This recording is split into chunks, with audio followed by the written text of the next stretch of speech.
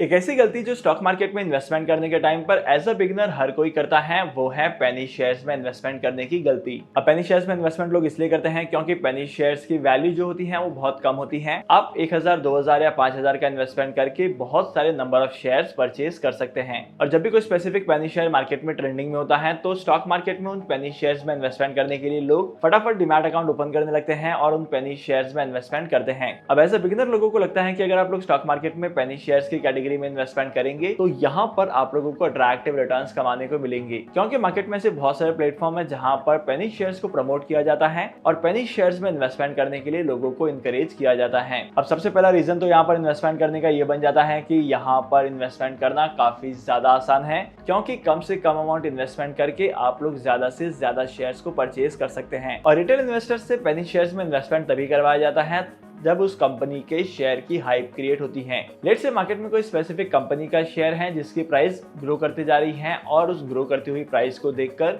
तो stock market में उस ग्रोथ को देखकर लोग पेनी शेयर्स की तरफ अट्रैक्ट होते हैं और इसी रीजन से इन्वेस्टमेंट करते हैं कि कम अमाउंट में इन्वेस्टमेंट करके ज्यादा रिटर्न्स कमाने हैं तो उस वाले ऑप्शन में इन्वेस्टमेंट करो। देखो, मेरे कहने का मतलब ये तो नहीं है कि आप लोगों को पेनी शेयर्स की कैटेगरी में इन्वेस्टमेंट नहीं करना चाहिए, क्योंकि पेनी शेयर्स की कैटेगरी में इन्वेस्टमेंट करके भी आप लोग अच्छे खासे रिटर्न्स कमा सकते हैं और अपने इन्वेस्टमेंट्स के पोर्टफोलियो को डाइवर्सिफाई कर सकते हैं। लेकिन पेनी शेयर की कैटेगरी में इन्वेस्टमेंट करना थोड़ा सा रिस्की होता है। तो अगर आप लोगों को एक्सपीरियंस कम होता है या आप लोग as a beginner stock market में इन्वेस्टमेंट करने की शुरुआत कर रहे हैं तो ऐसे केसेस में आपको पेनी शेयर्स की कैटेगरी वाले शेयर्स को सेलेक्ट नहीं करना चाहिए, क्योंकि यहाँ पर रिस्क ज्यादा होने की वजह से जितना ज्यादा प्रॉफिट के चांसेस होते हैं उससे डबल आपके रिस्क के चांसेस होते हैं। लेट्स अगर किसी कंपनी के शेयर का अगर आप लोगों ने 5 रुपए में परचेज किया है और आपको लगता है कि उस कंपनी के शेयर की प्राइस 50 रुपए तक पहुंचेगी, जरा दिमाग लगाओ यार, इतना ज्यादा कंपनी के शेयर की प्राइस कभी भी ग्रो नहीं करती है। और मार्केट में आपको ऐसी बहुत सारी कंपनीज का एग्जांपल देखने को मिल जाएंगे जहां पर उस कंपनी के फंडामेंटल्स तो उतने ज्यादा स्ट्रांग नहीं है, लेकिन कंपनी के शेयर की प्राइस में फिनोमिनल ग्रोथ दिखाई देती है। अगर आप लोग पर्टिकुलर कंपनी के शेयर की डिमांड को देखेंगे मार्केट में और कंपनी के वैल्यूएशन को देखेंगे तो दोनों चीजें एक दूसरे को जस्टिफाई नहीं करती हैं। बहुत सारे ऐसे पेनी शेयर की कैटेगरी वाले शेयर हैं जहां पर कंपनी की वैल्यूएशन प्रॉपर नहीं होती है, लेकिन फिर भी उस कंपनी की डिमांड मार्केट में ज्यादा होती है और कंपनी के शेयर की ग्रोथ भी होती है। अब अगर कंपनी के शेयर की प्राइस लगातार ग्रो करते जाती है तब यहाँ पर आपको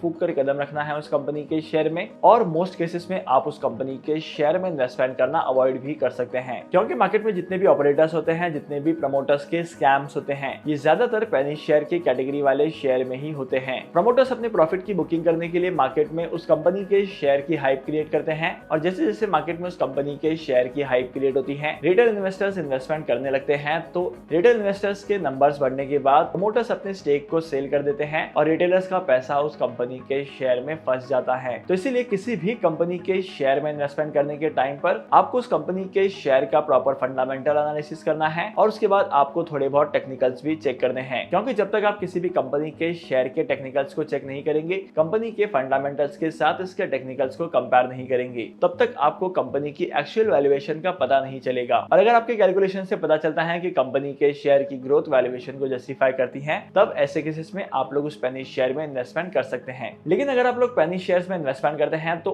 आपको हमेशा ये ध्यान रखना है कि आपको अपने इन्वेस्टमेंट के पोर्टफोलियो के कितने परसेंट शेयर्स में इन्वेस्टमेंट करना है। आपके टोटल इन्वेस्टमेंट पोर्टफोलियो साइज का 5 to 10% तक का ही आपको पेनी शेयर की कैटेगरी में इन्वेस्टमेंट करना है, इससे ज्यादा का इन्वेस्टमेंट आपको नहीं करना है। By the way, Penney shares को लेकर आपका ओपिनियन क्या कहता है मेरे साथ जरूर शेयर करना कमेंट सेक्शन में। आई होप कि आज के इस वीडियो का कंटेंट आपको वैल्यूएबल लगा होगा। अगर आपको आज के इस वीडियो का कंटेंट वैल्यूएबल लगा है तो इस वीडियो को लाइक करना, शेयर करना, और मैं आपको मिलूंगा अगली वीडियो में नए टॉपिक के साथ, एक इंटरेस्टिंग टॉपिक के साथ। तब तक के लिए signing off, happy investing and good bye.